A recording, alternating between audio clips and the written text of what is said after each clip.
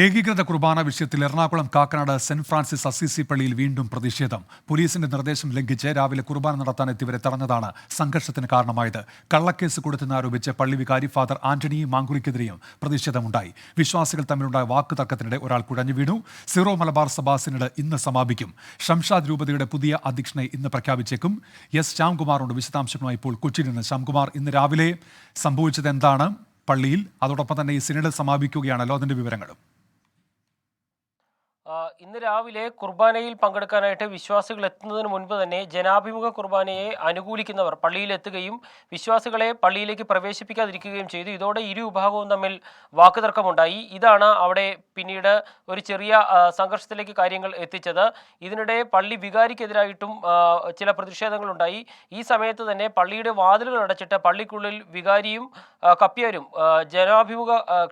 ഏകീകൃത കുർബാന അർപ്പിക്കുകയും ചെയ്തു. ഈ സമയം പോലീസ് അവിടെ എത്തിയിരുന്നു. തുടർന്ന് പ്രതിഷേധക്കാരുമായി ചർച്ച ചെയ്യുകയും മറ്റ് പ്രശ്നങ്ങളിലേക്ക് പോകാതിരിക്കുകയും ചെയ്തിട്ടുണ്ട്.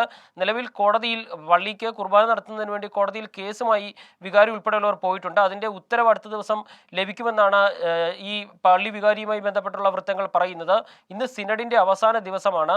സിനഡിന്റെ അവസാന ദിവസം വാർത്താ സമ്മേളനം ഉൾപ്പെടെ ഉണ്ടാകാനുള്ള സാധ്യതയുമുണ്ട്. അതിനിടയിലാണ് സിനഡ് ആസ്ഥാനത്തോട് ചേർന്നുള്ള പള്ളിയിൽ തന്നെ വിശ്വാസികൾ വീണ്ടും കുർബാനയുടെ പേരിൽ പ്രതിഷേധങ്ങൾ ഉണ്ടായത്. ഈ പ്രതിഷേധത്തിനിടെ ഒരാൾ കുഴഞ്ഞു വീഴുകയും അദ്ദേഹത്തെ ആശുപത്രിയിലേക്ക് മാറ്റുകയും ചെയ്തിട്ടുണ്ട്. എസ് ശ്യാംകുമാറാണ് വിവരങ്ങൾ നൽകിയത്.